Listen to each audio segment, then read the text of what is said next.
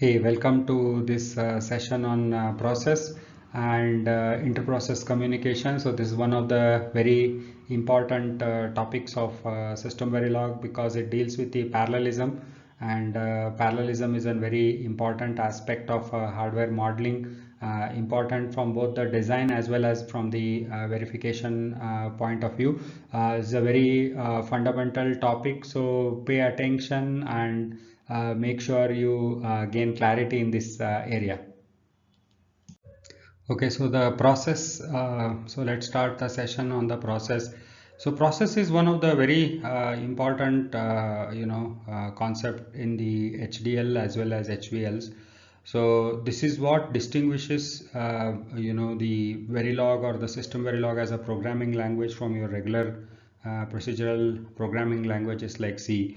And the main thing that this process is bringing in is parallelism. Okay, and parallelism, as we have seen, is one of the tricky concept to understand and master. And but what we have to understand is that in HDL, everything is parallel by default. Okay, because we are modeling the hardware, and hardware by default is parallel. Like if I take a IC package of 4 AND gates, all of them will be active at the same time because they have the physical resources. So by default, any digital design is parallel. So in order to model that, the languages also have to allow the modeling of parallelism. Now when so in order to support such systems, so default setting of the Verilog or the system Verilog is parallel, and if you want something to execute sequential, then that is something that you have to explicitly identify through your begin and end. So if we look at our FIFO test bench, right, at the FIFO test bench top, we had initial block to generate the reset, we had always block to generate the clocks, and then we had FIFO DUT, which was a module, and then we had a program block, and inside the program block again we had initial block, and then we had the environment, and inside the environment we were using the fork.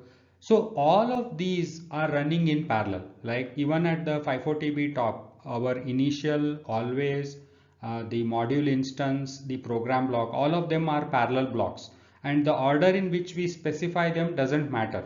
Okay, because they anyway are all going to run in parallel. So the order in which you specify them doesn't matter, and they could be in any order, but they will all be running in parallel. It's only the code that you put inside the begin and end is what is going to run sequentially. Okay, and then the question might come to your mind that, okay, if it is all parallel, how is it working? It is working on the basis of the discrete event simulation model that we have described as the part of scheduling semantics. If that concept is not clear, I would very strongly recommend that you revisit that part, because unless you understand the notion of parallelism, that overall understanding of how various test bench components interact and how it works with DUT, everything will become very hazy, right? So if you look at it in a big picture level, so you have a program block. Now program block is parallel, DUT is running parallel, our clock reset generation is running parallel, and even within the program block you have one initial block that is a hook to your test bench. Okay, so that starts off your test bench. Now once that starts off, it gives the control to the environment, and then we phase through the environment, we do the build, we do the reset, and then we do the run. When we do the run, again inside the run, if you go and look at it, we have a fork, right, that launches off all the threads, and those threads are belong to the all our active components. So all active component run are forked off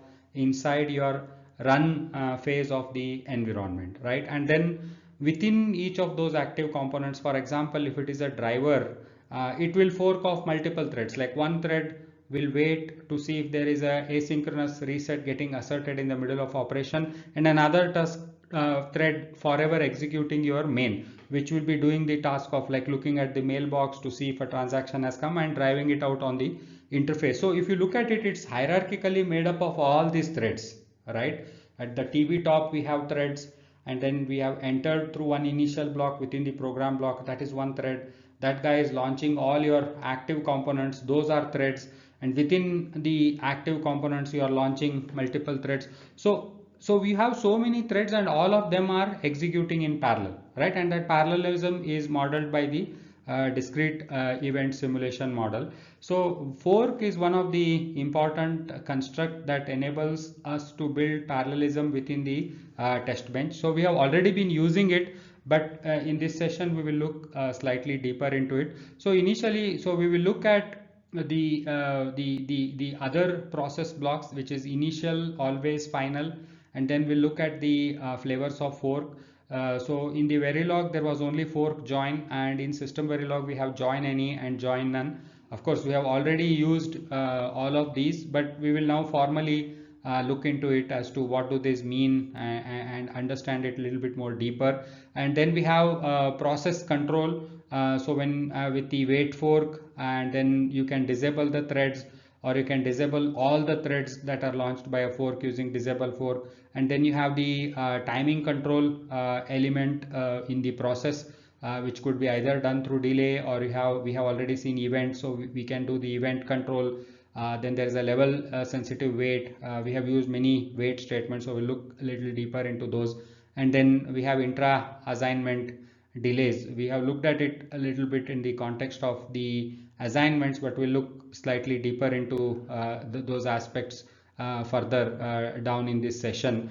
So let's get started with the process. So this is one very important part of the SystemVerilog language, and the concept of parallelism are very important to have the clarity. And if you have any questions, feel free to bring it up and seek the understanding, because unless this fundamental is clear, coupled with the scheduling semantics, the overall understanding how the test bench work, how the synchronization works, when we say multi-threaded, when we say launch a thread, kill a thread, all those will become very confusing. So we'll start with the initial. So initial block is also a process, okay, and this initial block will execute only once, and it will be enabled at the beginning of the simulation, as the name itself is suggestive.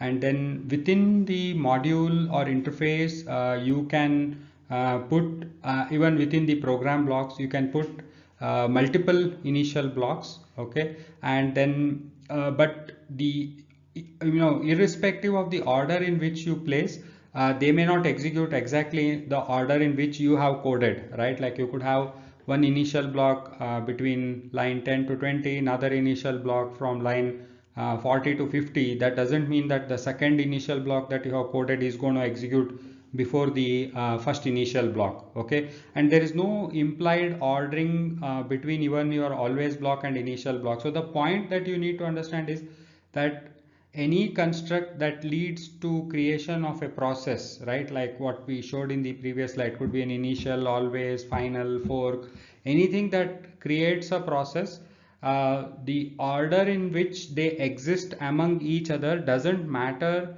to the order in which they get executed, okay. The order in which they get executed is dependent upon the discrete event simulation model, that whose events needs to be processed at what time it is present, that is what matters when they need to get executed. But the order in which they are physically coded in the file doesn't matter to the order in which they execute among each other, whereas within those blocks the statement will execute in the order that you have specified, but between two blocks they will execute in the the any order that is indeterministic, okay. So we should not rely on such dependencies in the order in which we have coded. We cannot rely on the dependencies across these constructs that create the threads. And typically the initial block is only used in the test bench. It doesn't have any usage in the design. So we have already seen within the FIFO test bench, we have already used it at multiple places. The two of them I have just put the screenshots. So one is we have used it for the reset generation, and then second one, so this is done in the FIFO TB top module, and then we have also used it for running a selected test within the program block which is being used as the container for the test bench, right. So we have used an initial block. Now initial blocks that exist across all the hierarchies, they all start executing in parallel, and the order of execution between them is indeterministic. It could be scheduled in any order, right? So both of these blocks will execute in parallel, and then but the lines within these particular blocks will execute in sequence. And this initial block that I'm showing at the bottom, which is present in the program block for the test bench for the FIFO, this is the one that actually provides the entry point into your test bench code, right? So when we say particular test and when we say run, right, the run will be running the run task that is present in the environment, and that environment thereon launches all your threads. So typically there will be one initial block that starts off your test bench running process. So this is something that you need to pay attention. Okay, so always is another construct that leads to creation of a process that is going to run parallelly. So always procedures similar to initial, they are also enabled at the beginning of the simulation, and an always procedure actually repeats continuously throughout the duration of simulation. Whenever the events that it is sensitive to takes place, the always block will execute and run all the statements that are provided. There's no limit on the number of always blocks that you can use within the module or interface, but okay, we have to note that none of these always or initial or the next one that we are going to see final can be used in the class. They can only be used in the static constructs like your module interface or a program block. They can use it, but you cannot use this in the class. There are four forms of always procedure. So Verilog had only always, but the SystemVerilog has extended the concept to always comp and always latch and always FF to make the intent very clear, right? This always was heavily used in the design to model combinational logic. It could be used to model latch, or it could be also used to model your flip-flops.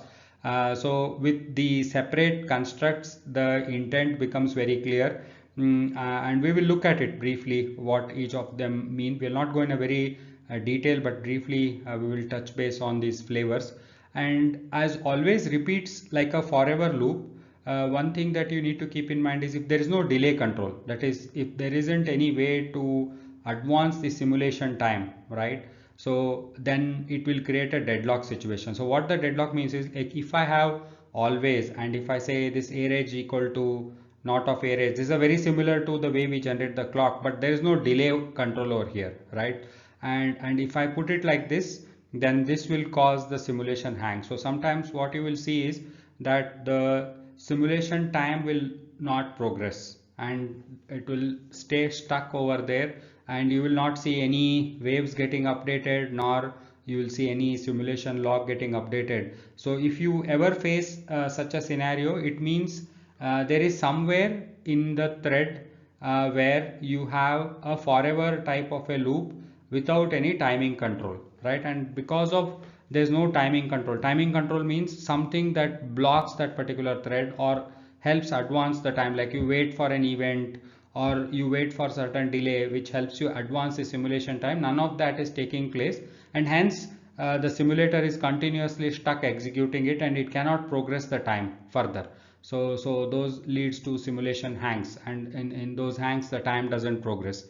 And as we discussed, the always block is useful. It's mostly useful in modeling the design. The only place where we tend to use always in the case of verification, as we have seen in the clock generation, we use it. Apart from that, when we build assertions, when we build the additional auxiliary logic to do something that the assertion by itself cannot do, we tend to use the always, because there we as even the verification team creates some level of design to use that design as a timing reference signal in your assertions. Okay, so let's understand these three flavors: the always comp, always FF, and always latch. So when you use always comp to model the combinational logic, so generally when you use always, you have to specify all the signals that it is sensitive to. For example, if I had done always comb of A equal to B and C, then I had to put B and C as a part of sensitivity list to make sure that it gets modeled as a combinational logic. But with the always comb, you don't have to do that. The sensitivity list gets inferred automatically, and and any of these always comb block, they get triggered once at the time of 0 after all initial and your always procedure blocks have been started, and thereon depending on whenever there are events on the signal in the right hand side, it will keep on getting triggered. And your always latch is helpful for modeling the latch. So if the latch event takes place, then you say Q equal to D, and then your always FF is helpful for modeling the flop. So very typical. So you say pause edge of clock, neg edge of reset, and if there's a reset, then you're setting the Q equal to 0. The rest of the modeling remains same. It's just that provides the clarity that you are modeling the sequential behavior. Now one might think that why do I need to do this, right? So because I can do everything that these guys are doing with the help of the existing always itself, then why do I need to do this? So that is because when you use these new types, if you use an always comb to model a always latch behavior or vice versa, then the tool will issue some warnings. So that way it provides stricter checks. Often what happens is that when doing the design, that if they don't follow the right coding practices, it ends up showing up as a simulation synthesis mismatch, right? In the simulation, sometimes it ends up working, but it won't work when it gets synthesized. To prevent such things, of course, we can use, most of the companies use linting tools on the design that tell you if something has gone wrong, or if it is not as per the standard coding guidelines even before you synthesize the design, and then you go fix it and then you do the actual synthesis. You can do that, but the general philosophy of SystemVerilog is to try to make everything explicit. Like for example, even in variables we had seen, we had that where keyword to make it clear, the logic keyword to make it clear. So wherever there was a scope for ambiguity, things are being made more explicit. I think that is the key thing. And then when you make it more explicit, then the tool will make the tool's job easy to identify whether it is being used as per the intent, and then if it is not, then it can flag the error. So that's the basic idea behind this. So final is another construct that leads to creation of a process. It's similar to initial, okay, except that like the initial executes at the beginning of the simulation, whereas final, as the name is suggestive, that it executes at the end of simulation, and you cannot insert any delays because anyway the simulation itself is ending, so you cannot insert any delays in the final block.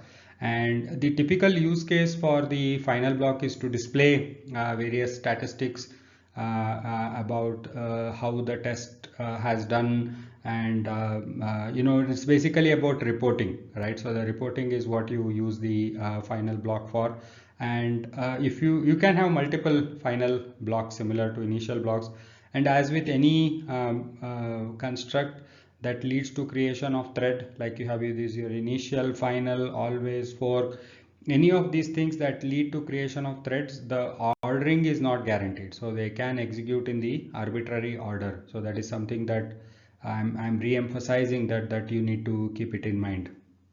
Okay, let's look at the block statements. So block, as the name is suggestive, is a group of statements that acts like a single statement, and there are two types. So we have a sequential block, also called as a begin end block. As if you remember, we have used quite a few of them in the FIFO test bench.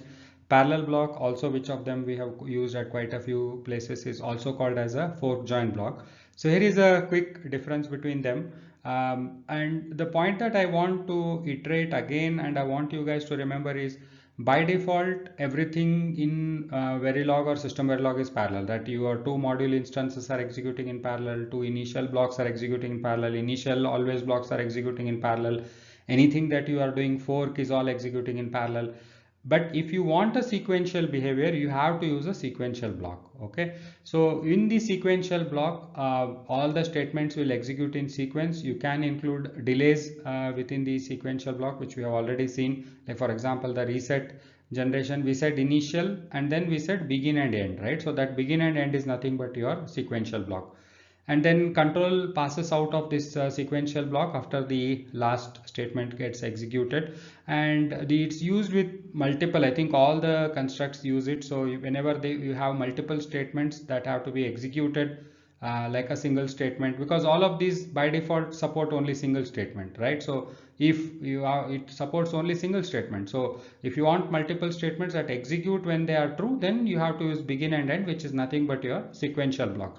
So it can be used with if case you have multi-way branching. For each of the branch, if you want multiple statements to be executed, then you have to use begin and end. If you have single statement, you don't need to use the sequential block. With initial also, if you have only one statement, you don't need to. But if there are multiple statements, then of course you need the begin and end. Even with the for loop, you can use it. With a fork, you can use it. We will see some examples as well, that how the single statement versus the sequential block, how do they behave differently. Especially it leads to some interesting cases when we use it in the fork. And then when we come to the parallel blocks main primary purpose is enabling the creation of concurrent processes, and concurrent processes mainly for the test bench. So fork and join is not useful for design, it's mainly meant for the test bench. And the statements within the parallel block or your fork join execute in parallel. Parallelism is a very important concept. And then all statements start at the same time within your parallel block, but the finish time is controlled by type of join. Type of join meaning whether it is join, join any, or join none. Depending on the type of join, the end time of the parallel block gets decided. Okay, so let's look at each of the fork join variations. So we'll start off with the fork join. So the fork join, the way it behaves is the parent process that launches all the threads, it blocks until all the process spawned by fork complete. So what that means is, like here I have an initial block, right? So I am fork and I'm doing the join. So this initial block is a parent. So when I come, the execution comes to line number 10, this fork is encountered and all of these statements start executing in parallel. Okay, now the control will not come to this line 16 unless and until all of these children threads that have been launched have completed doing their execution. Only after all of them have been done, this join indicates that. So it will join, and then the execution will continue from the line 16 onwards. If there was something, okay, if there wasn't anything, then nothing will happen. So here the one more point that we will take a look at is that when I do the fork join, okay, now there is a small difference between these two. Although the rest of everything remains same, you don't see a begin end over here, whereas here in this line number 19 and this line number 24 you see a begin and end. Okay, so now how do these two behave differently? We can look at it. So in the case of this first fork, where we are assigning this output port W1, all of these will get launched to run in parallel. Okay, that's what will happen in the first case. Whereas in the second case, this becomes a sequential block, and as we have seen, a sequential block is treated as a single statement. So this block will get launched, and then within this block all these statements will execute sequentially. Okay, so what is a proof for that? Let's look at this waveform. So when you look at the waveform for W1, now one interesting point to note over here is that these all threads will run in parallel, which means that the order in which I have physically coded these individual statements doesn't matter. Okay, like for example, I have on the line 14 hash 50 delay on which I am assigning the value of W1 equal to 35. Okay, so this is the last statement in this fork, but since it gets launched parallel, the first statement to really take effect will be this one, because this is the smallest delay that we have. So at 50, so we will be able to see the value 35. Okay, and then at 100, which is the next smallest number, we will be able to see the value of E2. Okay, and the next one is at 150, we will be able to see the value of 0, and at 200 we will be able to see the value of F7. Okay, so that is how this will behave. So I have multiple statements, each of the statement will execute in parallel, and the order in which I have specified over here in the file doesn't matter, but what matters is at what delay they need to execute appropriately, they execute in parallel. But whereas if we look at the second fork, which is assigning its output to W2, the order will matter. So how do we check that? Now, for example, on this line number 20, I have this delay of 200, right? So as soon as I launch this thread, till 200, I'm not doing any assignment. So if you see the W2 up to 200, the value is unknown, right? And at 200, we assign the value of F7. So the F7 gets assigned, and then it will wait for this 150. So 200 plus 150 up to 350, it will wait. Okay, at 350, it will bring out the value of 0, right? And then another 100, right? So it will wait again till 450, where it will bring out the value of E2, and then another 50 will get added, and then you see the value of 35, right? So that way, this whole block, you can now understand that it is all executing sequentially, although this gets forked off, but it gets forked off as one thread in the bottom fork, and the top fork, it gets forked off as 4 threads, and that difference we can see it in the waveform. So I hope this gives you the clarity on multiple things between sequential block versus coding the individual statements, and then how the fork launches of the threads, and how the order in which we specify the lines in the file versus the execution is different for the parallel processes. So I hope all those concepts are clear. In fact, you should actually write this code and look at it yourself to gain the further clarity. Of course, you have to do more experiments, and those experiments will give you more clarity. So do keep doing some simple experiments on each of these constructs to understand how exactly they work. Okay, so let's look at few more examples of fork join. So within the fork join, we can also call the tasks, and this is something that we have already seen. So you can call multiple tasks, and they will run in parallel. And you can use like fork to join of events. So what this means is, I'm saying at of A event and at of B event, both of these will be forked off as 2 threads, and in any order they come, right? I want to wait till both of the events have happened. So A event can come first, then the B event can come, or B event can come first and A event can come, or both of them can come at the same time. So if I have such a requirement, then I can use the fork join to ensure that synchronization. Or for each of the events, I can put a sequential block and execute some other code as well. So these are some of the flavors in which you can use the fork join. So we looked at fork join. Now let's look at this new flavor that has been introduced only in the SystemVerilog, called as fork join none. So compared to fork join, in the fork join none, what happens is the parent process that's launching all the threads, okay, it continues to execute concurrently with the process is spawned. Okay, in the case of fork join, the parent thread which was launching the threads was blocking, waiting for all the child processes that are forked to complete. Whereas in the case of fork join none, it will continue to execute concurrently with the processes spawned by the fork, and it will in fact not pass the control to a child unless and until the parent thread, right? That's after the join none, the parent thread, unless and until it hits a blocking statement, which could be like either a delay or at type of a thing, where you are waiting for a certain event, or a wait statement. So unless and until it hits one of the blocking statement,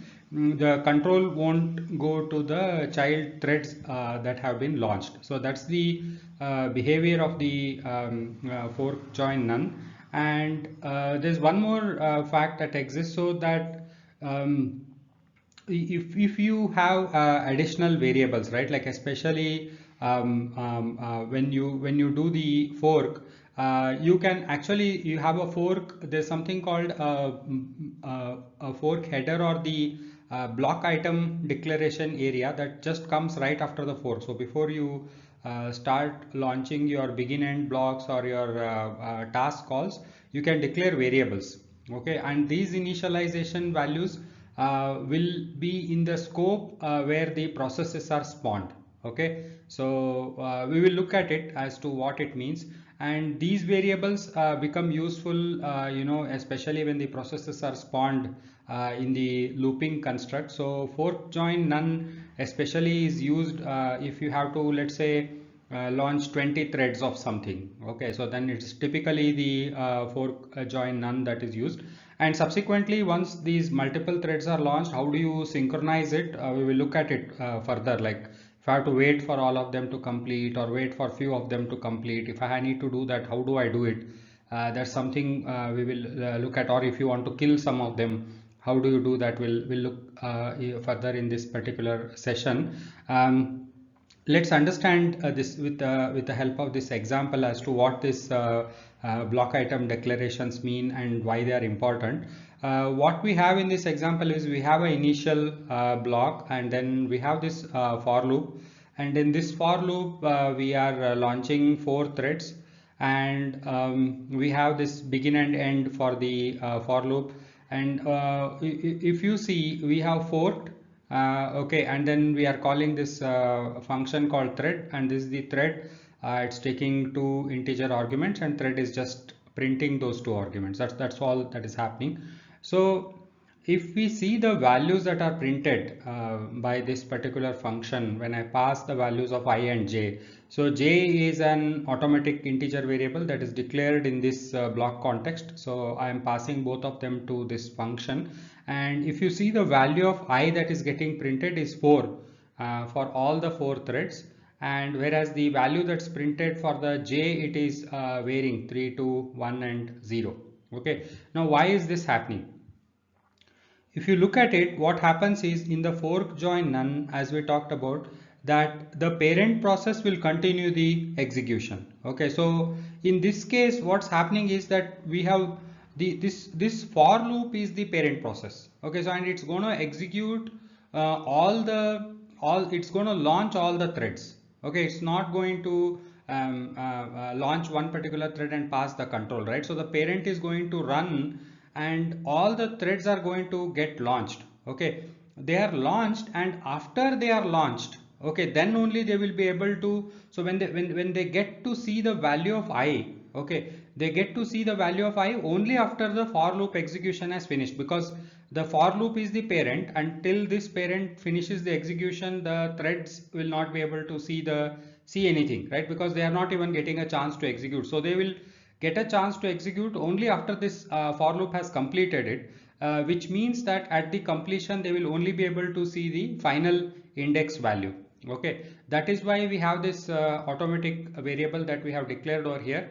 This variable can either be declared over here or at the block item declaration area of fork. Either of those areas we can declare it. And here what happens, this is the automatic. So every time we enter into this begin end scope, this particular variable gets allocated and pushed it into that particular corresponding stack, and it will be made available to the threads in that context. So this fork thread that gets launched will be in the context of that particular begin and end, and hence the value of j, they will be able to get independently for each of the unique indexes. And this is something that's very useful, because when you launch threads, you need to pass on the unique identifier, which tells on what, like let's say on a what physical port they need to work, or on some aspect, because whenever you are launching multiple threads, you have some physical concurrency that you are trying to handle. So it will be able to this unique identifier will be able to tell it will be able to give a hint as to how it can be utilized to do that processing. Okay, we have looked at fork join and we have looked at fork join none. Let's look at this fork join any. Okay, this is again another new flavor of fork that has been introduced in SystemVerilog. Here what we will do is we'll contrast again with all three of them just to make sure that we got the concept right. We have the same set of statements that are going to execute parallelly. One with the join any. The first one is join any because we are looking into the join any, how it works. And then another one we will do it with join, and the last one we will do it with the join none. Okay. So formally for join any, parent process blocks until any one of the processes spawned by this fork completes. Okay. So if one of them completes, the parent will continue executing further, otherwise it will remain blocked. Join, as we have seen, it will block till all the processes that are spawned by the fork completes. Join none will wait for none, and parent will continue to execute as one independent thread, and only after the parent thread blocks, the control will go to the child threads. Okay, that is the whole concept, and that's shown pictorially over here. So if you have a join, it's like an AND gate. You are ANDing all the spawn processes to be completed, and join any is like a OR gate. Any one of them completes, it will continue, the parent process will continue. And join none, it doesn't wait for anybody. It just, if you see, this parent process is continuing in parallel with these child processes, right? So that is what is the depiction. So now if you look at the code, so we have these four delays. We have 50, 100, 150, 200. The order in which we specify doesn't matter, as we already know, because they will all be running in parallel. Whenever we put it in the fork, they all run in parallel. If you look at join any, so what we are doing, we are saying at the beginning of the fork, we are displaying the join any and the start time, and at the end we are again displaying join any end time. Same thing we are doing it with the join start time, end time, and the join none start time and end time to confirm the behavior.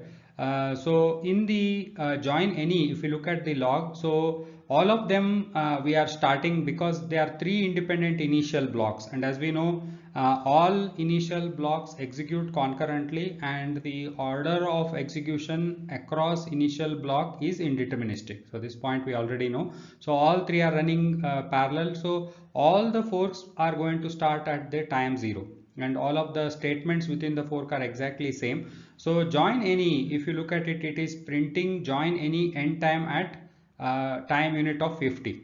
Okay, and that is because the 50th is the smallest delay at which this particular child thread will complete the execution, and hence the parent is able to get the control.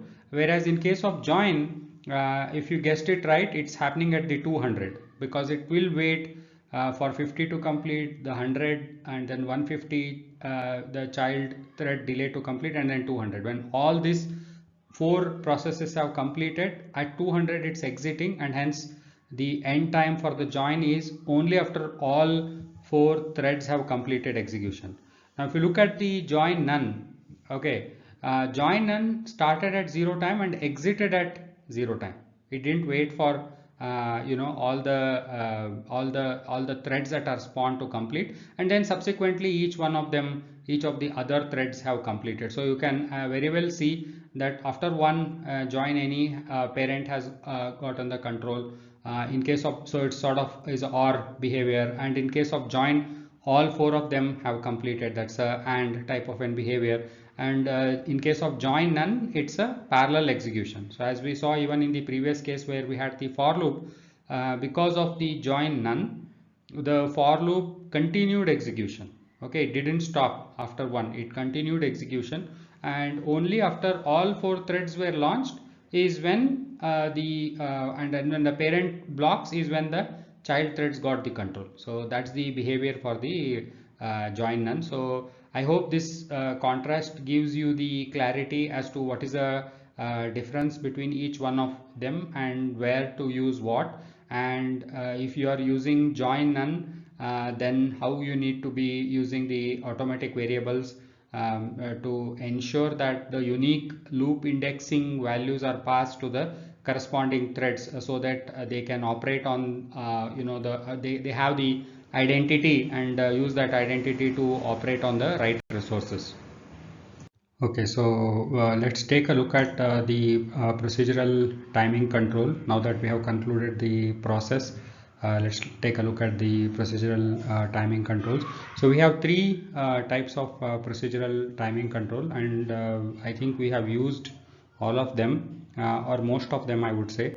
Let's formally look into it. So we have delay control. The procedural statement after delay will be delayed by the specified delay, right? So that's the definition. And if you have X or Z, then in the delay that you have specified, it will result in zero delay. And if you use a negative number, this will use a 2's complement number and delay it by that particular value. So I am showing few examples. So you can use a constant. So it's a single hash. Like for example, with the clocking block, we had seen double hash, and now here we are seeing single hash. So single hash, this delay, whatever the 10 that we are specifying, will be the delay in terms of the time unit part of your time scale. That is, if I set tick time scale of 1 nanosecond bar picosecond, then this will be 10 nanoseconds. Okay, so it will use the time scale that you have specified. So it will use 10 time units, and then after this delay, this particular blocking assignment will complete. And then you can also use parameter values that if you have defined as a part of the delay, parameters can be used. And then also variables. Okay, so you can do some computation based on something and figure out a variable value, and you can use a variable value also as a part of this hash delay. It doesn't have to be a constant value. And then second, you have the event control. The event control synchronizes the execution to a change either in net or a variable value. Or you can use events also. We have named events. We will look at it in the subsequent slides. I think this is something that we have not used, so we will look into it what they are. They are I think like we have looked at in the context of event data types, but I think like we have not used it so far. We have not used it in the FIFO project, for example. So event can be based on direction of change. Also, there can be like a pause edge or a neg edge. And if we look at some of the examples, then here we have at of some particular change in the reg variable. Any change, any value change will lead to execution of this blocking statement. And then it could be controlled by a pause edge of the clock as well. At pause edge of clock, you can use some assignments. We have already used it in the procedural context, also in the tasks. We have used in the initial blocks, we have used. So at pause edge of clock is not only for the always block, it can be used anywhere. Okay, anywhere means in any procedural code also it can be used. So so you can say that it will wait for the pause edge of clock, and then the assignment will complete. And then you can use at neg edge of clock. So we have forever at neg edge of clock. We don't have to, and its whole thing is considered as single, so we don't need begin end with the forever. Or you can say forever. You also have at edge. I mean, we generally use at neg edge or at pause edge, but if you want to build something like a DDR where either the sampling or driving is happening on both the pause edge and neg edge, then you can use at edge, which will get a trigger on both the pause as well as the neg edge. And the interesting thing that you can see is you can actually formulate a Boolean expression, and you can wait on an event of that particular expression. Whenever now the overall expression changes, like for example, both of these values were 0 and now one of them becomes 1, then also it will be triggered. If enable only becomes 1, and then also it will be triggered. If both of them become 1, of course it will be triggered. So now there are three ways in which it could lead to a trigger. So you can form a Boolean expression and wait on the change of that Boolean expression in your like the event control construct at.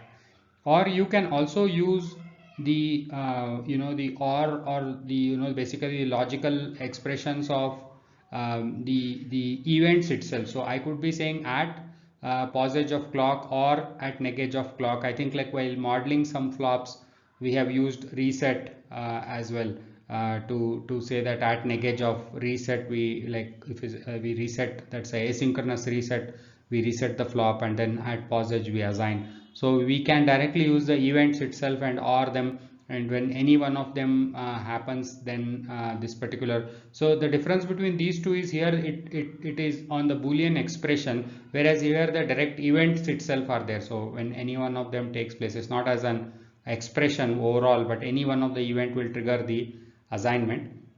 And the third type of assignment we have is the wait, which is a level sensitive control. So I can say wait for some whatever the array to be allocated, right? Like I can say wait for address of size greater than 0. Size is the method of the dynamic arrays or queues as well.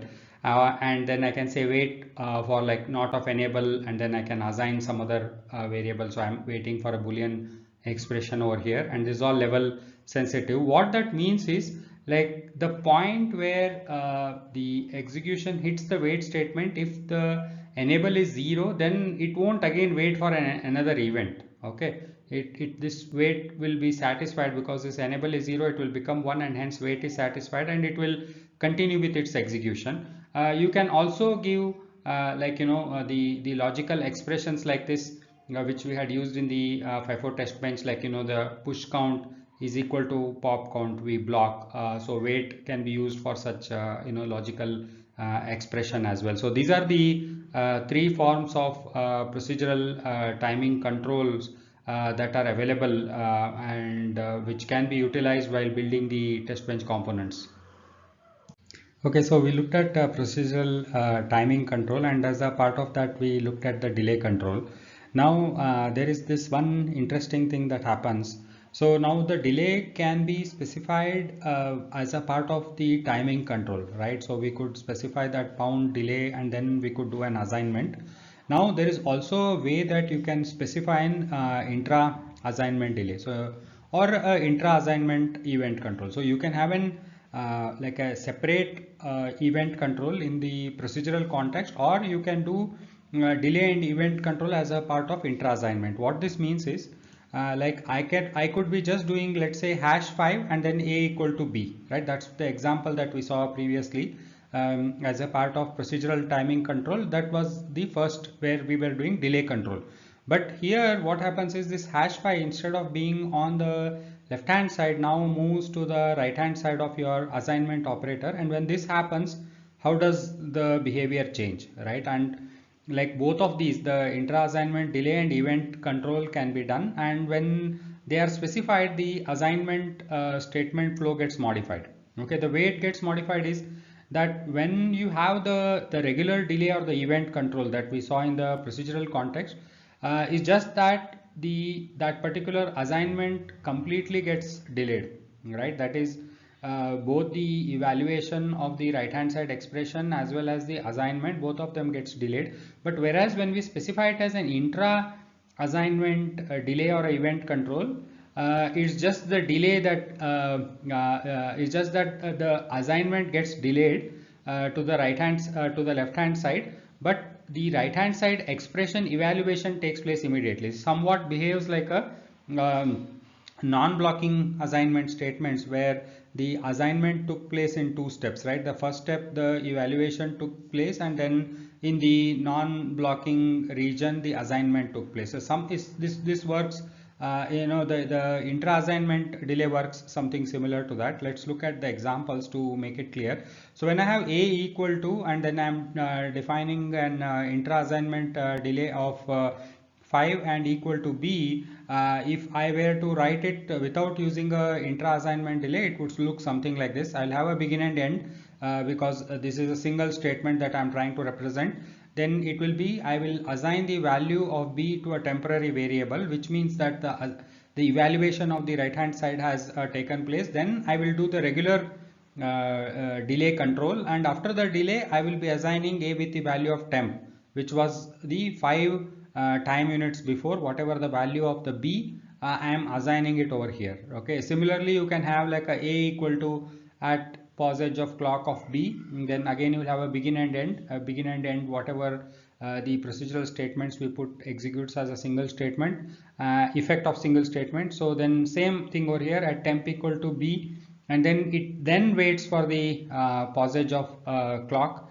But whatever the value that was before this, the point when the statement got executed, the value of b was copied to temp variable, and that value gets transferred back to a. So it's very similar to, again, as we talked about, like a non-blocking assignment.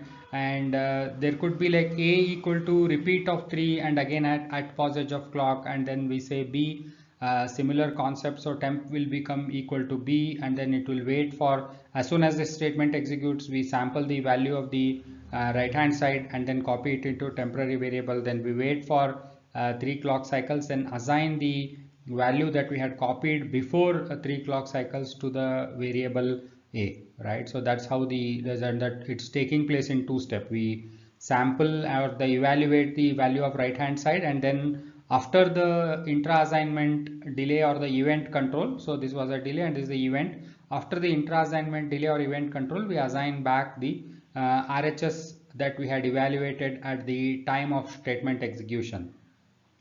Now, to confirm that this really behaves like a non-blocking assignment, if you remember, using the non-blocking assignment, we had swapped the values. So if I had put, instead of a blocking assignment, if I remove this delay and if I put it as a non-blocking assignment, that would have led to a data swap, right? Because A and non-blocking assignment of B and B non-blocking assignment of A would have sampled the values of B and A in the active region, but it would have done the assignment in non-blocking region and leading to data swap. But here also the behavior is same. If I say A equal to intra assignment delay of 5 and B equal to intra assignment delay of 5 and A, now both the values of B and A get sampled, and then they will get assigned to the corresponding other variables after the completion of delay. So hence it leads to a data swap. Whereas if I use a regular delay control, now fork, I have these 2 statements. Now what happens over here is that both of them will execute after the delay of 5 units, and since they are sort of dependent on each other, this will lead to a race, right? We don't know whether this statement, the line number 119 will execute first, or whether line number 120 executes first, right? That we don't know, because both of these will run as parallel threads, and as we know, the scheduling between the parallel threads is indeterministic, and that indeterminism leads to the indeterminism in the final value of variables A and B. Okay, so it leads to a race when you have regular delay control, and if you do with a same delay in the intra assignment, then it leads to data swap. But in essence, what we need to remember is that the intra assignment delay kind of behaves like a non-blocking assignment, that RHS gets evaluated but gets assigned to LHS only after the delay or the event control has taken place. Okay, so let's look at the process control construct. So we have this wait for fork that we had I think briefly mentioned when we were talking about the join none usage, that we are forking off the join none threads, and if we want to do some synchronization of those threads, how do we do it, right? So we will look at a few examples to understand this. So what does the wait fork does is it waits until all immediate child processes. The important thing is we need to pay attention to this, is the immediate child processes. When we say immediate child processes, process created by current process. Okay, so this is an important point to notice, that the wait fork will wait for the process created by the current process and excluding their descendants. Okay, till all of them have been completed their execution, the wait fork will block. Okay, so let's look at an example, and main point that we will be looking at is this one, the immediate child versus the descendants. And one simple way to understand this concept is the process that's forking. Okay, the wait fork will only wait for a single level of fork, right? If there is a multiple levels, that becomes further descendants. It will not take those child processes into consideration. It will only consider the childs with the first level of fork. Okay, so let's look at it over here. So we have initial begin, and we can give label to the begin end blocks, it's generally a good idea to give these labels, because sometimes while debugging you can see these blocks, while especially if you do breakpoint and do interactive debugs, and you can see these blocks and then look at the values of the variables within the block. So it's a good idea to give the name, the label to the block, begin end blocks. So we have, this is the main context. Okay, within this block we have a fork, and we are launching child1, child2, and then we have a join none. Okay, this is the first level fork, and then we have a do test. Okay, in the do test, of course, after the join none it has finished, so there are no more forks active. So I have come to do test, so I have a do test code over here. Again I am doing a fork. Okay, so this is still the fork level 1. Okay, this fork is over here at the line number 134. This level of the fork is over. So on the line number 147 I am starting another fork, so fork count is still 1. I have launched this child 3 and child 4. Now I have launched one more fork.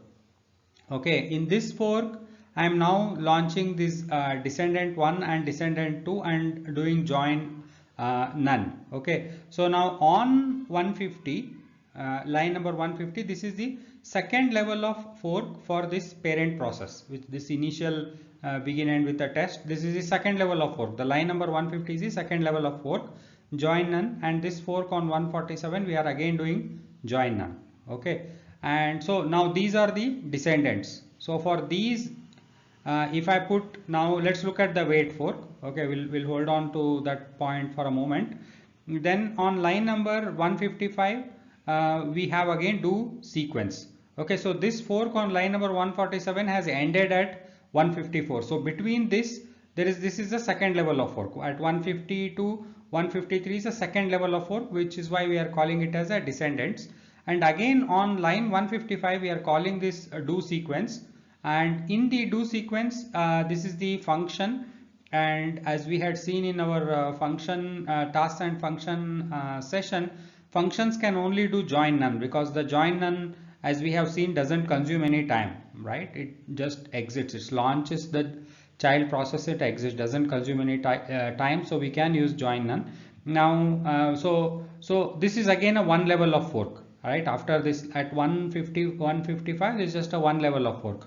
So now if I put a wait fork at this line number 156, then it will wait for this child 1 and child 2. Okay, and then when we come to do test, it will come this child 3, child 4 will also be part of the wait. But this is a second level of fork, right? And hence it becomes descendants. It's not immediately launched by this particular parent, and hence they get excluded. And when we call do sequence, again they are at the level of this particular parent. Okay, so this child 6 and 7 also gets included. So this wait fork will block until the child 1 to child 7 have completed their execution, whereas this descendant 1 and 2 will get excluded. Okay, this is how the wait fork works. I think as we explained, the key concept is that the immediate child subprocesses only will be controlled by the wait fork. Now let's look at one practical example.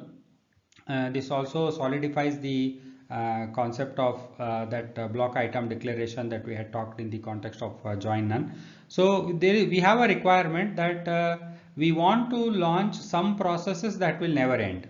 Okay, one process we want to launch which will never end. Never end means it will have some sort of a forever, the way we had seen it in the active components, right, in the FIFO test bench. So it will keep running. And then we want to launch, let's say, some 40 processes for which we want to wait for their completion. We want to launch 40 independent threads for which we want to wait. This is our requirement. So our requirement is we want to launch one process concurrently which will run forever, and then we want to launch 40 processes for which we want to wait till the completion and then go ahead and do something. So first thing, we come here, first fork, we start this guy, we say join none.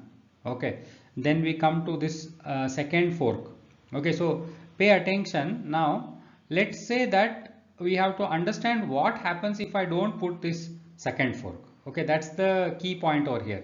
So I come to this for loop, and for I equal to 0 to for I less than 40, whenever I want to launch some n number of threads, I am going to use join none. So I am launching a fork, And if you remember in the previous example, we had put that automatic variable for the index capture at the line 165 level. So that is as soon as the for loop we were entering. That's also one way. The second way we were talking about that the fork has a block item declaration area. So this line 166 is immediately after the fork statement is called a block item declaration, where you can create local variables that will be available to the processes that you are spawning. Okay, that's what it means. So I'm saying automatic int k equal to I, where I'm copying the index value, because as we know the join none, the control will reach the child process only after the parent has blocked, right? So that concept we already know. So we are launching the processes that must end, and we are passing this value of k, and the k, it will get the independent unique values of these iterators, right? At 0 it will get 0, at 1 it will get 1, and then we are saying join none, so it's not going to block for anything, and then we will say wait for. So what will happen is this loop will run through and it will launch these 40 processes. Each of them will get their own identifier, unique identifiers, and then it will hit the wait fork, and this wait fork will now wait for all these 40 processes to complete.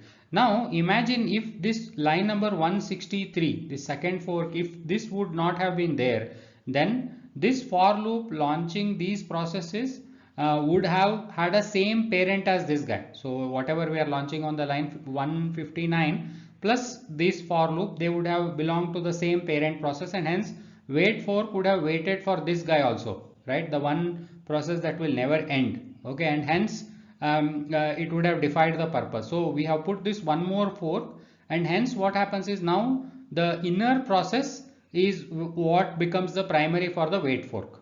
Okay, otherwise then this would have gotten included. So we have excluded that by putting the second fork, and hence now the immediate parent will become the inside this begin and end block. Whatever the second fork begin and end block will become the parent process, and then we do the join. Okay, so this is one real life application for the wait fork. There are many, but this is like one application wherein we are able to see multiple concepts in play and gain more clarity.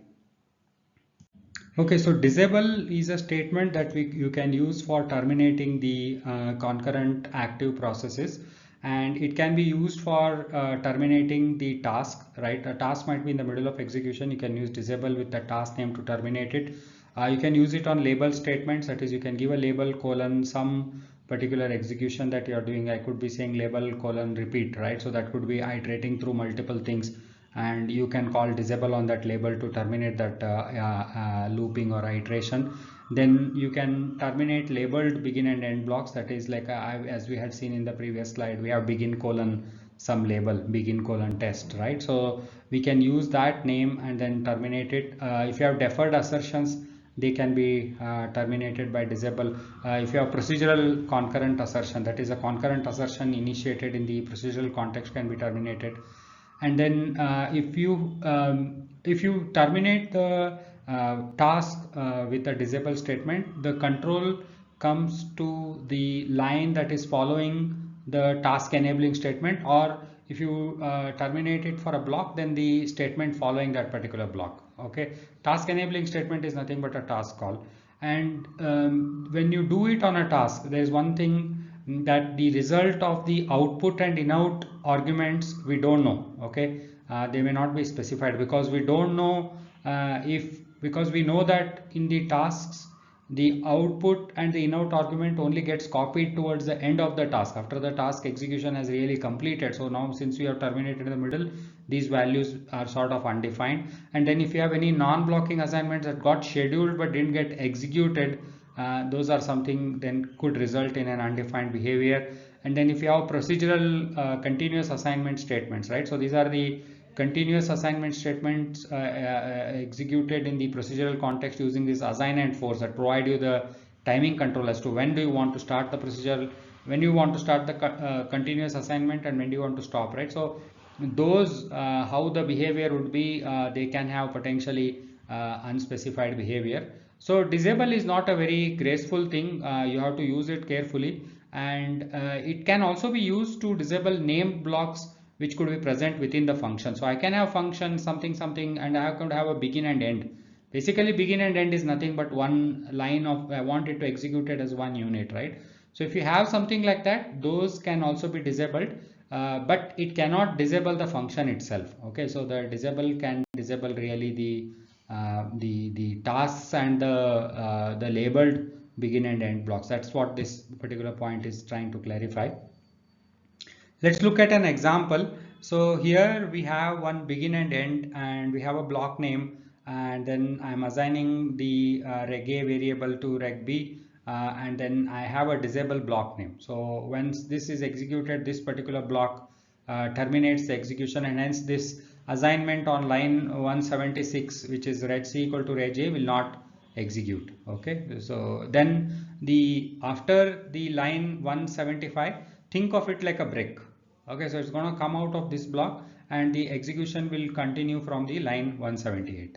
Okay, so let's look at another example. So we have a concurrently executing thread over here, is called event expression, and then this is one begin and end block, right? And then this at reset disable event expression is going to be another parallel thread that is running. Okay, so if the reset event is detected, then we can disable this event expression block and join. Okay, this is also a way to do it. Like we were waiting for the asynchronous reset and doing that, could also be implemented this way. This is also possible. Is another way to do it. So this disable will disable this particular expression, whatever it is doing, and then the flow will continue from the line 189 onwards. So that's how the disable works. Okay, so we looked at disable right in the previous slide. Compared to that, the disable fork, the difference is that the disable fork considers the dynamic parent-child relationship. Okay, we had it for the wait fork, it considers the dynamic parent-child relationship, and whereas the disable just uses the static information, right? The static information means we were using the label, either a block label or a task name, which is a static in nature. I have coded that and I am just calling that. Okay, so disable is a static and it doesn't take into consideration the parent-child relationship, whereas the disable fork does that. And disable in general is a very it's slightly dangerous thing, as we talked about, because of the abrupt termination, one thing. And if at all I have, let's say, multiple classes, and in each of those classes I am forking of threads, and if those threads happen to have a common block name, right? Like that is, I have a class, inside the class I am forking of a thread, and in that thread I have a begin and end block, and for that begin and end block I have given a block name, right? That begin colon I have given some name.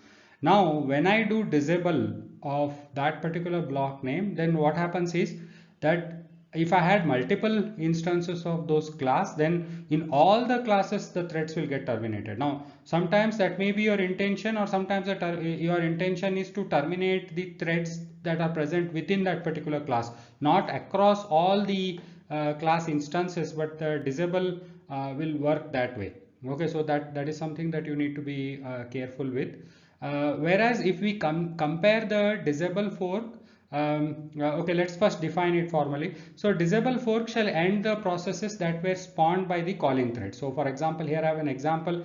I have a fork. I have launched 3 threads.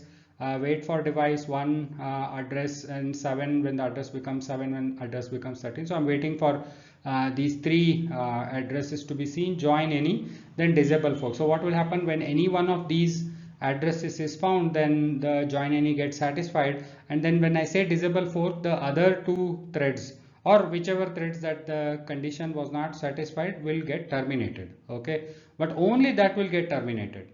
Okay, so but the difference compared to disable fork versus the wait fork is, the disable fork will also terminate all active descendants, right? So if even if I had a multiple level fork hierarchy within this fork, as soon as I call disable fork, all the descendants, right, of the calling process, whatever the threads that have been forked so far, and then if those threads are forking more threads, all of those threads will get disabled by the disable fork. So what you need to take care is that you need to establish the boundaries. Sometimes you do additional forks to establish that boundary of disable fork, so that the disable fork doesn't inadvertently end up terminating more threads than what it is required. Like for example, if you remember in the FIFO test bench, in the run phase of the environment, we were doing one more fork,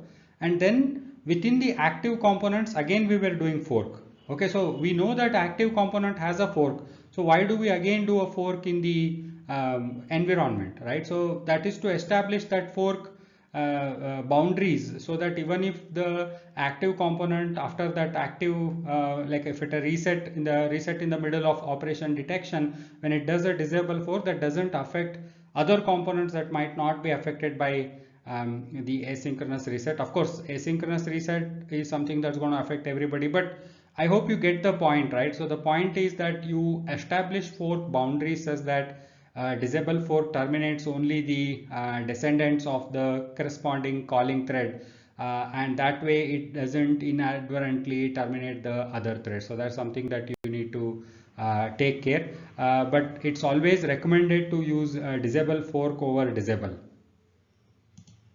Okay, we have looked at the constructs that can help us launch threads. We have looked at how to do that, like the control synchronization of those threads, or how to terminate those threads. So we have looked at those. So in this session, we'll look at interprocess communication. That is, if you have forked off multiple processes, how do you establish communication between them? So for that, in the SystemVerilog, there are three mechanisms that are provided. The first mechanism is a semaphore, which is mainly meant for managing shared resources between multiple threads. Then there is a mailbox. A mailbox is like a FIFO or a queue that you can use for transferring information between the threads. We have already used the mailbox. And then we have the named events, which is something that we have not used. We have looked at it as a data type, but we have not used it. So we'll look at each one of them in detail. Okay, so semaphores are typically used for mutual exclusion. Mutual exclusion meaning only one at a time. For the access control of shared resources. So you have some shared resource, like let's say you are doing some cache system verification and you are tracking the line of a cache state, and if there are multiple participants in that system and they are trying to modify the cache line state, then it could become inconsistent. So you have to let them modify one at a time for the shared resource to remain consistent in your verification environment. So in such cases you use the semaphores. Okay, and the way it works is the semaphore consists of something called as keys, and keys, the thread that wants to access a shared resource needs to get hold of a key. So think of it as lock and key, right? So without a key you cannot open the lock, so you need that key, and the number of keys you decide, like how many concurrent accesses that you want to allow. Okay, so depending on that, the number of keys are put in the semaphore, and those many concurrent threads could be actively using a shared resource at the same time. So and then you have these three types of methods that are supported on semaphore. So you have a get. So using the get, you can try to get the key for accessing the semaphore. By default it's one if you don't specify any argument, but if you want to get more than one key, then you can specify an argument to the get task, and you can try to get more than one key. And if the keys are available, then you continue. If the keys are not available, then that particular calling thread would get blocked. And if multiple threads try to do the get at the same time, and if all of them get blocked, the unblocking will happen in the FIFO order. That is, whoever got blocked first will be given first preference when the key becomes available. And then you have a put, which is going to be a non-blocking. And if you do the put without any argument, it will put back a single key, but you can specify greater than one number as well, and put more than one keys into the semaphore. And whenever you do the put, any of those suspended processes will resume if sufficient number of keys have been put. If it is only one, then as soon as you do put, it will resume. But let's say if it is blocked for two keys, and if the put is only one key, then it will not get unblocked. It will wait for one more put to happen. When you put one more key back, when the total number of key counts becomes 2, which is what it was trying to get, then that particular process will get unblocked. And you also have this try get. So try get will do similar to what the get is going to do, but it won't block. Okay, it will check for the specified number of keys without getting blocked, and if they are available, then it will return a positive integer number, and that you can check in the if. Otherwise it will return the 0, in which case it is indicating that it is not available. Okay, let's look at an example to get the clarity in concept. So here we have a module Sema. We are declaring a semaphore. Semaphore is the keyword. We are saying semaphore Sema, and then we have this shared queue. That is what we want to protect it with the help of this semaphore. Then we have this initial begin end, and in that we are doing the new, the way we do new for like a dynamic arrays type of a thing for a class. We are doing new for the Sema. And in the new we pass the number of keys in the semaphore, and then we are forking of two threads. Here both the threads are running this particular task, which is access shared resource task, but in practice they could be different tasks as well. It doesn't have to be a same task. For this example I have taken a same task because to save on the real estate of the slide I have taken a same task name. And if you notice, this task is automatic because module is static by nature, and any task or function by default they are static. But we want a automatic task because we are calling the same task twice at the same time, so it becomes a re-entrant code, and we are passing an ID to differentiate between the two threads. So hence we are making it an automatic, so that this particular ID is different values that we are passing, they are retained by the task, because different arguments variables get allocated when you do the automatic. So here we are saying display get semaphore, and then we are saying sema.get, and then it says got semaphore, does the shared resource access, does a delay of 50, then it puts back the semaphore, and then there is an end task that's not visible, but that's the end of it. Okay, so now if we look at the simulation log for this particular example, then at time 0, because we are printing the time, at time 0 it says get semaphore from thread 1, and at time 0 it says got semaphore. So the thread 1 got lucky. Anyone could have been gotten lucky. As we know, fork the execution order of the threads is indeterministic. Anyone could have gotten lucky, but it's just that the thread 1 got lucky and he got the semaphore. And at the 0 time, get for semaphore is attempted by thread 2. Since the keys are not available, he gets blocked. And at 50, so the thread 1 that was executing, which had gotten the semaphore, did something on the shared resource, waited for the delay of 50 and released the key. So at 50 it is going to put the semaphore back, thread 1, and then at that same time this get that was blocked before for the thread 2 gets unblocked, and then he does something with a shared resource, and at 100 he releases the key. Okay, so this is how the semaphore works, and it helps you it helps you control the access to the shared resources. Okay, so we have actually already used a mailbox in the FIFO test bench, so let's formally look at it. Mailbox is a communication mechanism. It's a part of the interprocess communication that helps you exchange messages between your concurrently active processes. And mailbox can be created either the bounded or the unbounded queue size. If you remember, in the case of the FIFO test bench for communication between active components, we were using mailbox that was sized to only one message. Okay, so that was a bounded mailbox. So whenever you have a bounded mailbox and if it becomes full, meaning the total number of entries that you had specified, those many entries have been pushed into the FIFO, and FIFO, I mean the mailbox, then it becomes full. Okay, and a process that places a message on full queue, or the one that is trying to retrieve a message from an empty mailbox, it gets blocked. Okay, we will anyway look at it, the actual method definitions, but you remember that if you have a bounded queue and the process that's attempting to put one more entry when it is full gets blocked, or if a process is trying to extract entry from the queue which is empty, then it gets blocked. And unbounded mailboxes never suspend a thread in the send operation, very obvious, because it's unbounded, you can keep putting as many as you want. Bounded mailbox size is passed when you do the new of the message box, the mailbox, we have already seen that. And default mailbox is typeless. Okay, this is both powerful as well as it has a one weakness. It being typeless means that you can put message of any type into the mailbox, okay, and receive it. So it could be a int, it could be a real, or it could be a string, or it could be a class handle, or it could be a struct. You can put anything and receive it.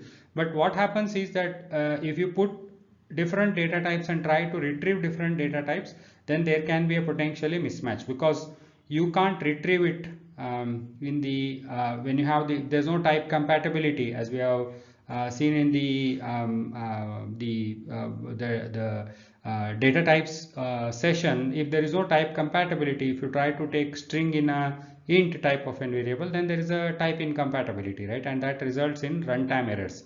So what Mailboxes does is, Mailboxes allows a mechanism of parameterization. The way we parameterize the classes, the way we parameterize the modules, you can parameterize the mailboxes as well. See, one philosophical point that you should note is that if a top level container like a module, or a top level container like a class can be parameterized, it can only be parameterized provided the constructs within those containers also support parameterization in one or other way. Okay, this is another point I just want you guys to remember. And because of that, if we can parameterize tasks or functions, we can parameterize interfaces. So unless each of these constructs are parameterizable, the top level parameterization doesn't have any meaning. Okay, so mailboxes can also be parameterized. And frequently what we do is we use the mailbox to communicate only one type of a data, one data type only. For example, in the FIFO test bench, we were using only the FIFO transaction. We were not using different types of transactions to be communicated through the mailbox. So when you use a single data type that you are communicating through the mailbox, then it is better to parameterize that particular mailbox with the type, the data type or the message type that you intend to use. And the benefit of that is that if at all there is a mismatch, then it will be caught at the compile time itself rather than at the runtime, because if it happens at the runtime, you end up having to go through a longer debug cycle that can be prevented. Okay, let's look at the methods supported in the mailbox. So we have a function new which creates the mailbox. If you don't pass any argument, then your mailbox will be unbounded, and if you pass an argument, it will be sized according to the non-zero number that you have passed. And then we have a num method on the mailbox. Is a function non-blocking. I'll return the number of messages currently in the mailbox. And then you have put and get. So put, both of them are blocking, I mean, if for a bounded type of a mailbox. And this singular expression can be anything, as we have already talked about it, if you haven't parameterized. It stores the message, and mailbox operates in a strict FIFO order. And then the bounded queue, it suspends on the full. And get, it retrieves one message from the mailbox, and then if the mailbox is empty, the process that's calling the get gets blocked till the message becomes available. And the retrieved message, if you have parameterized, if the type doesn't match the type of the message that's present in the mailbox, then error will get generated. Sorry, I said parameterized. For non-parameterized mailbox, runtime, if the data type that you have passed in the get doesn't match the message type, then the runtime error will get generated. We have peek method. Peek method is a blocking type. It just copies the message from the mailbox without removing the message. And if the mailbox is empty, then the current process, similar to get, blocks until the message becomes available. Then you have the try peek, which attempts to get a copy from the mailbox without blocking. So it is getting a copy, it's not removing. So when the peak is just getting a copy, and if the mailbox is empty, then it just returns 0. So it's a non-blocking call, try peak. You similarly have a try get. The difference between try peak and try get is that it will get a copy, whereas this, if the message is available, it will retrieve it, and if it is empty, then it will return 0, and if the message is retrieved, then it returns a positive integer. So you can check it in the if and take some action. Okay, let's look at example. So this is some of the code snippets from the FIFO test bench.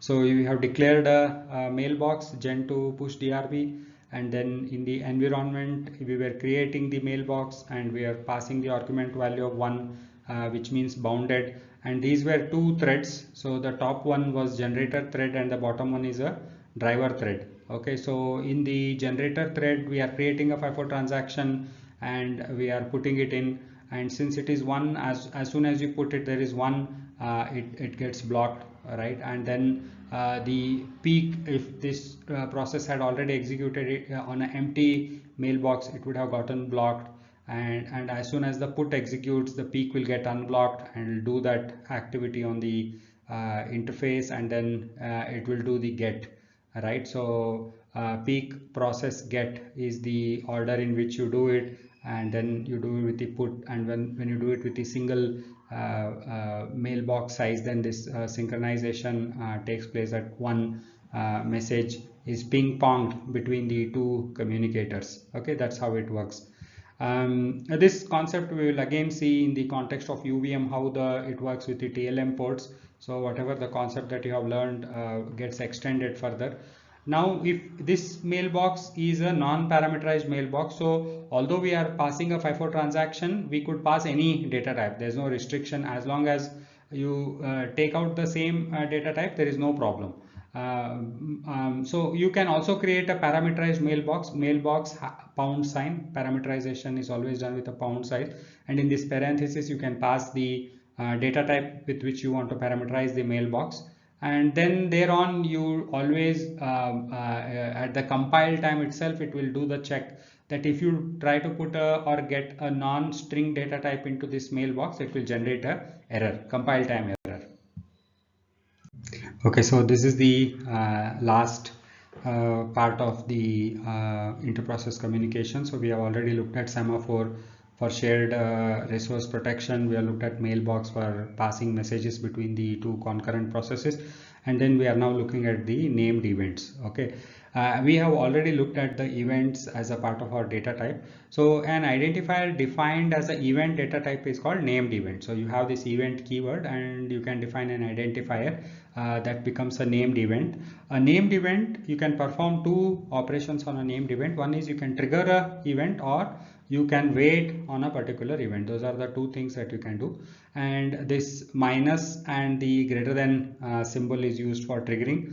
Don't get confused with the implication operator that we use in the assertion. So that implication operator had an additional pipe over here. So the pipe, minus and the forward arrow, this one is just the minus and the forward arrow. So this operator triggers the events which unblocks all the processes that are waiting on this particular event.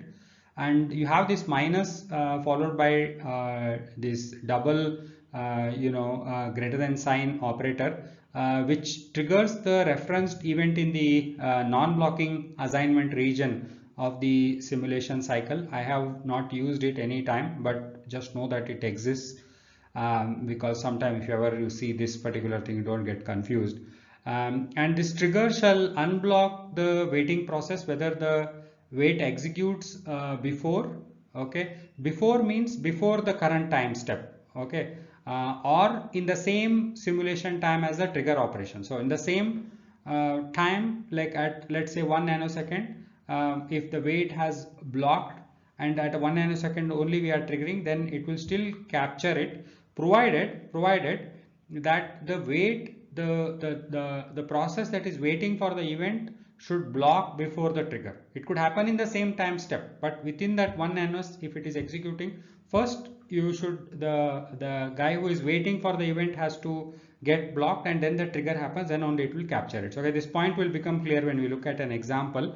And process can wait on events using either a at operator, or you have another way to wait called using the wait. But when you use wait, you have to use a triggered method. There is a triggered state, that not a method. The triggered state exists in the event. If you use triggered state, then you can use wait. What this triggered does is it evaluates to true if the given event has been triggered in the current time step. Okay, so we all know from our scheduling semantics what the current time step is, right? It executes in terms of multiple region. So if it has executed in the current time step, then the triggered will give true, otherwise it will give the false. Okay, so we'll see what is the significance of this with an example. So in this example, we are declaring one event done, and then we are declaring one more event done to equal to done. So you can create a aliases of the event. So when I do the event assignment, what this means is now done to and done are same. That is, if I trigger done to, I can capture it using done, and vice versa. Both of it I can do. Now I have two forks over here. In the first one, let's look at the first one. Okay, let's look at the second one first. So we are triggering the done, and we are capturing it on the line 216 with the done to, because these two statements, they are in the fork, they are executing concurrently, and the execution order is undeterministic. And whatever time this particular fork gets executed, now if the line 216 process executes first, it gets scheduled first, then the done to is blocked, and then if I trigger the done, then this particular done to will complete. And if I had a dollar display statement over here, then that would have gotten captured. But if by chance, if the 215 gets scheduled first, and then the line number 216 gets scheduled, then this whole fork will block forever.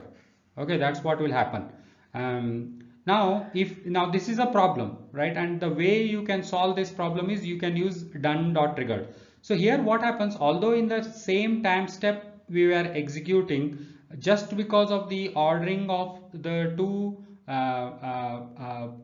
two processes, we were not able to capture the event. Okay, but here what will happen is that irrespective of the order in which these two get executed, even if this wait comes after the done has been triggered, because we are still in the same time step, because the time has not progressed further, right? So this done triggered will still be true.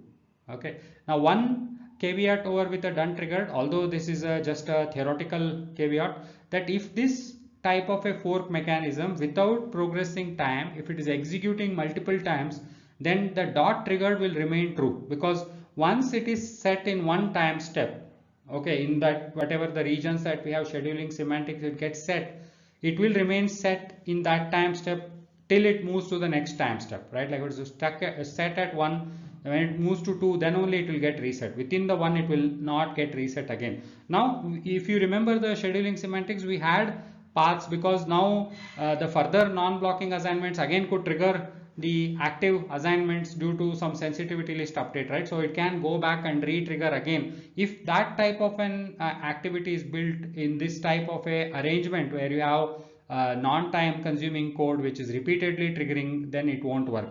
Although it's very theoretical in nature, because that should not happen, but if that happens, then the dot triggered won't work. Okay, so that is the point that you need to remember. Okay, so this concludes the overall session on process. So where we looked at different ways to launch the process: initial, final, always blocks, and then we looked at the three flavors of fork: fork join, join any, and join none. What is the difference between them?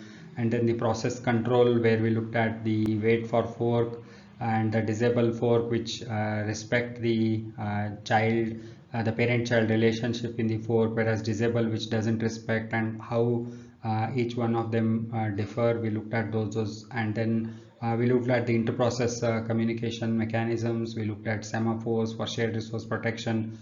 We looked at the mailbox for passing messages between the threads, and then finally we looked at the name events, and then how we can trigger them and how we can capture them. These topics that we have discussed are very important, and then these are the constructs that give the parallelism to the Verilog. And parallelism is one of the very important aspects of hardware modeling that's present in the Verilog.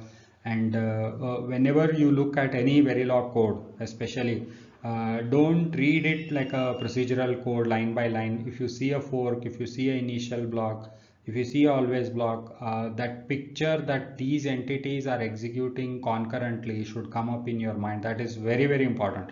So you have to imagine multiple parallel executing threads, and that concept is very important for many things that we are going to do, and even the concepts of delay control that we saw, those are also very important. Process and process control and the interprocess communication, these are very important fundamental concepts. So make sure that you get the required level of clarity in this area. For example, if you are not very clear on assertions, that's a different story. But if you are not very clear on process, then even your assertion understanding can never become complete, because assertions themselves rely on threads again, right? So make sure that you gain good clarity in this area. Okay, so thank you for listening.